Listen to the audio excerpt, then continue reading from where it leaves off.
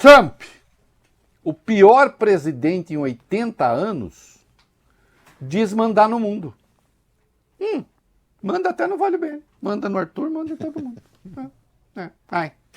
O presidente dos Estados Unidos, Donald Trump, disse que está se divertindo muito no seu segundo mandato e afirmou que agora é ele que manda no país e no mundo. As declarações foram dadas durante a entrevista à revista americana The Atlantic.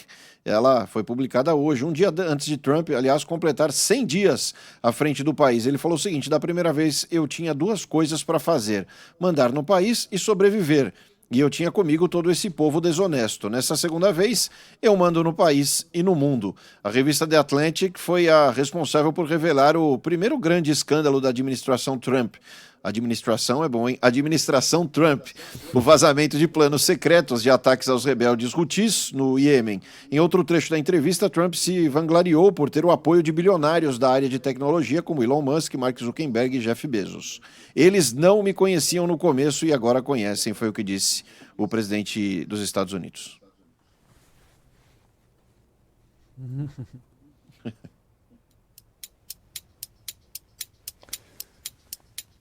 Dizer o quê, né? Claro, eu estaria mais chateado, para ser franco, se estivesse dando certo. Mas não tá. Né? E esse é o tipo de louco, como diria Milor Fernandes, que à beira do abismo dá mais um passo. Chegando ao limite dá mais um passo. Tá com a pior avaliação em 80 anos, vai. Sim, uma pesquisa do Instituto Ipsos, do jornal Washington Post e da rede de TV ABC News, divulgada ontem, mostrou que Trump é o presidente dos Estados Unidos com a pior aprovação aos 100 dias de mandato em um período de 80 anos. A pesquisa tem margem de erro de 2 pontos percentuais para mais ou para menos. 39% dos eleitores dizem aprovar Trump, 55% desaprovam o governo dele, 5% não responderam. A pesquisa foi feita com 2.464 adultos entre 18 e 22 de abril de 2025, em inglês e também em espanhol. Uma parcela de 30% dos entrevistados se declarou democrata, 30% se identificam republicanos e 29% como independentes.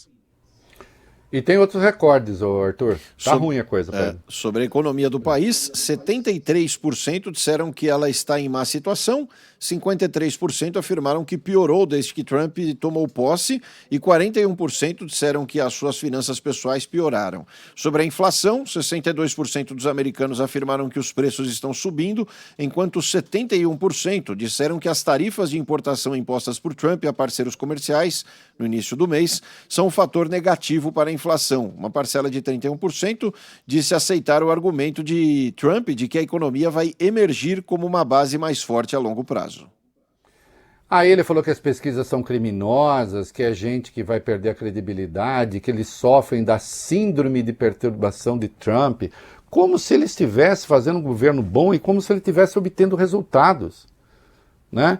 E aí, com tudo isso ruim, com tudo isso, com as coisas desabando, né?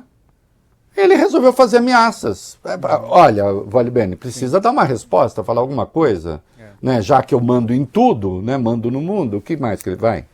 Ele insistiu nessa segunda-feira na ideia de anexar o Canadá em uma mensagem na qual desejou boa sorte ao país vizinho no dia das eleições legislativas. Ele pediu que os canadenses escolham como primeiro-ministro o homem que tem a força e sabedoria para reduzir os impostos pela metade e obter outros benefícios caso o Canadá se torne o 51º estado dos Estados Unidos. O republicano disse ainda na plataforma Truth Social que isso traria apenas benefícios, sem prejuízos, escreveu Trump.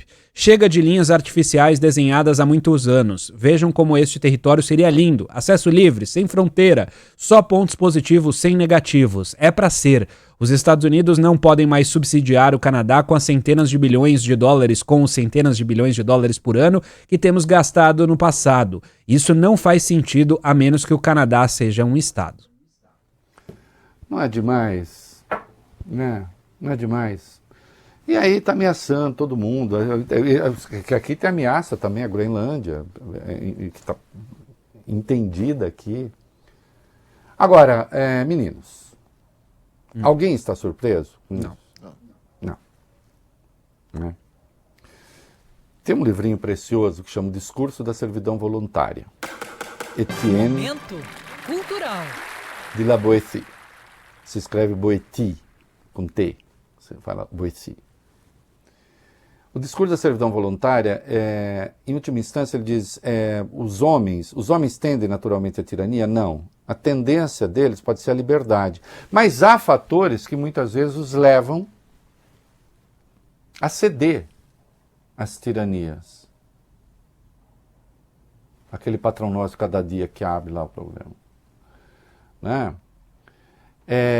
Fatores culturais, fatores diversos. Estava na cara que o Trump ia fazer isso. Ele anunciou que ia fazer isso e ainda assim ele ganhou. Porque diante da evidência de que ele faria, muita gente não acreditava. Assim como aqui no Brasil, o Bolsonaro falou coisas pavorosas, mesmo assim ganhou, dizia, não vai acontecer. Não aconteceu. As coisas acontecem. Né? Hoje, os dias são especialmente perversos, porque esse troço das redes sociais, e não por acaso ele agradeceu, Vale o Bene, o Arthur, os homens das Big Techs, que hoje você tem esse domínio das consciências. É um bom sinal, claro, que a maioria hoje esteja reprovando, porque está vendo as dificuldades econômicas, as maluquices dele. Mas, de qualquer modo, né, isso já estava dado, ele falou que ele ia fazer. E mesmo assim ele ganhou. Né? Porque, infelizmente, muitas vezes hoje, a evidência de que o erro está ali, de que a brutalidade está ali, não basta. Diante da evidência, a pessoa diz, não é assim. E fica parecendo que tem uma propensão natural a aceitar a tirania. Hoje mais do que nunca. Leia um livrinho precioso. É isso aí.